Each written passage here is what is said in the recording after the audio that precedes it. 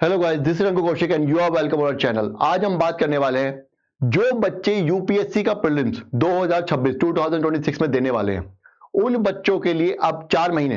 देखो ये दिसंबर चल रहा है, मई में तो आपका एग्जाम ही है ना। मई में आपका एग्जाम, तो अब ये बताओ कि जब मई में आपका एग्जाम है तो आपका मोटे मोटे 4 महीने बचे। मई तो छोड़ ही दो, जनवरी फरवरी मार्च अप्रैल, मोटे मोटे 4 महीने बचे। मई तो जो बंदा मई काउंट कर रहा है वो तो ऑलरेडी रेस से बाहर है। मई तो सिर्फ रिवीजन के लिए है कि जो आपने सब कुछ पढ़ लिया उसको एसिमुलेट करना है, उसको रिवाइज करना है और एग्जाम देने जाना है, प्रैक्टिस कर लेनी थोड़ा बहुत, बस। इससे ज्यादा मई का कोई रोल नहीं है, तो मई तो काउंट ही मत करो। अब बचे आपके 4 महीने। 4 महीने में आपको क्या करना है क्या नहीं करना है। देखो दिसंबर खत्म हो गया, सबसे पहली जो चीज थी वो है अपनी ऑप्शनल।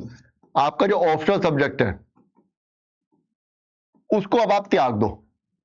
अब ऑप्शनल पढ़ने की कोई जरूरत नहीं है, और ऑप्शनल से मेरा मतलब सिर्फ ऑप्शनल नहीं है, वो सब्जेक्ट्स भी हैं जो कि प्रीलिम्स में नहीं आते। जैसे आपका एथिक्स हो गया, जैसे आपका सोसाइटी हो गया।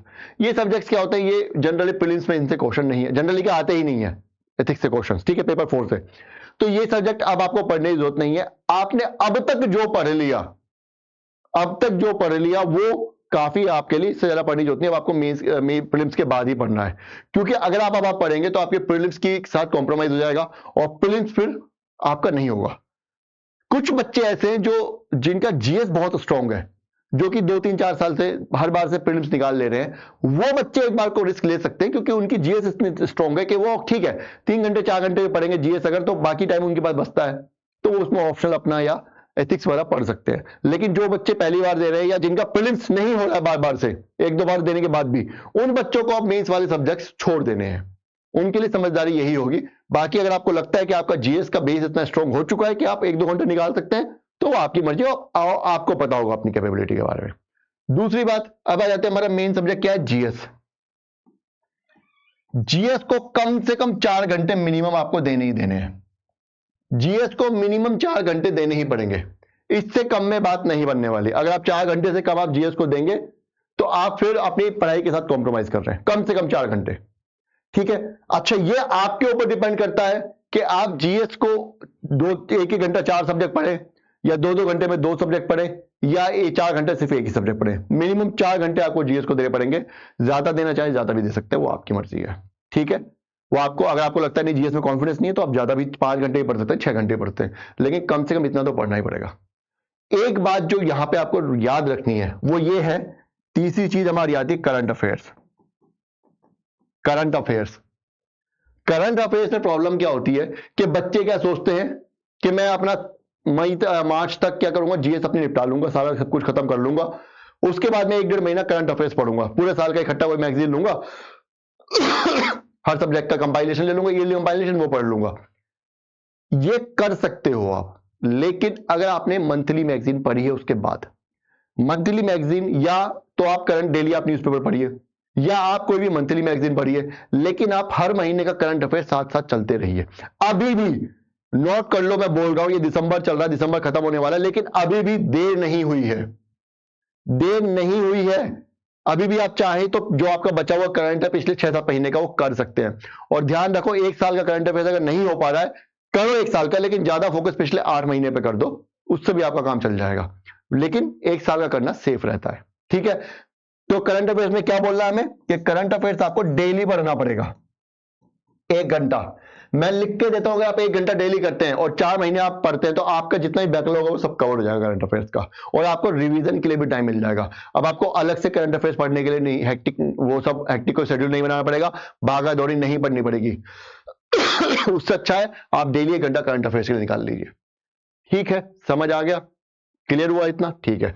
अब देखो, आपको ये टाइम ऐसा है, अगले 4 महीने आपने कोई टेस्ट सीरीज जरूर ज्वाइन की होगी, या आप सोचते होंगे कोई भी टेस्ट सीरीज जो मार्केट में आ गया, मैं संडे जाकर के टेस्ट लगाऊंगा। वो तो करना ही है, वो तो करना ही है, लेकिन आपको मॉक टेस्ट, मॉक जो है प्रीलिम्स के मॉक क्वेश्चंस डेली भी लगाने हैं, चाहे कुछ भी हो जाए, डेली आपको प्रैक्टिस करनी पड़ेगी। ये टाइम ऐसा नहीं है कि अब मैं संडे जाके प्रैक्टिस कर लूंगा, नहीं होगा, उससे आपको डेली प्रैक्टिस करनी पड़ेगी। डेली करनी पड़ेगी। आप कोई भी अलग अलग टेस्ट सीरीज के टेस्ट लेके डेली प्रैक्टिस कीजिए, कोई ऑनलाइन ऐप पर ज्वाइन कर लीजिए, जो भी आपको करना हो कीजिए, लेकिन डेली कीजिए। इसमें सबसे अच्छा तरीका है आप पीवाईक्यूज को प्रैक्टिस कर लीजिए। पहले मॉक टेस्ट तो करना ही है, लेकिन पीवाईक्यूज को भी प्रैक्टिस कर लीजिए। पीवाईक्यूज को प्रैक्टिस करना है, साथ साथ पीवाईक्यूज को एनालाइज करने का ये आपके पास लास्ट मौका है। अगर आपने आज के टाइम पे पीवाईक्यूज को एनालाइज नहीं किया तो अब फिर कभी करने का फायदा है, फिर तो अब 2028-27 ही आएगा। समझ रहे हैं? तो पीवाईक्यूज को एनालाइज कीजिए प्रीलिम्स के पर्सपेक्टिव से। अब मेंस का टाइम चला गया, प्रीलिम्स के पर्सपेक्टिव से पीवाईक्यूज को एनालाइज कीजिए। क्या करना है ये देखना है। मान लीजिए कोई भी आपने टॉपिक पढ़ा, सपोज कीजिए आपने ज्योग्राफी में कोई टॉपिक उठा लिया, कोई भी टॉपिक XYZ ज्योग्राफी में उठा लिया एक टॉपिक, उस टॉपिक पे प्रीलिम्स के कितने क्वेश्चन पूछे गए हैं उन सबको आंसर करने की कोशिश करना है। ज्यादातर हो जाएंगे, कुछ नहीं होंगे।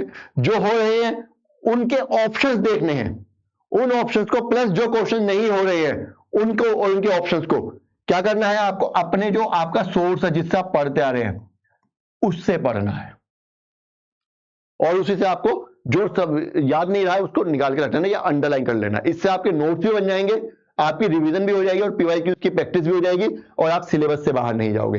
ये काम करने का आपके पास ये लास्ट मौका है। अगर आज से काम आपने नहीं किया तो फिर नहीं हो पाएगा।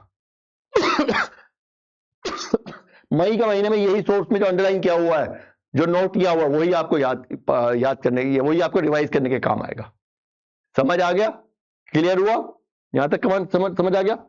अब बात आती है आपको रिवीजन कैसे बंद करनी है। देखो ये पीवाईक्यूज और मॉक से आपकी रिवीजन जनरली हो जाती है, लेकिन अगर आपको लगता है कि आपको इन पीवाईक्यूज के अलावा भी कुछ नोट्स बनाने तो आप वो नोट्स बना सकते हैं। कोशिश आपको ये करनी कि नोट छोटे से छोटे बनाए जाएं और वो चीजें उसमें डाली जाएं जो आपको जनरली याद नहीं रहती हैं।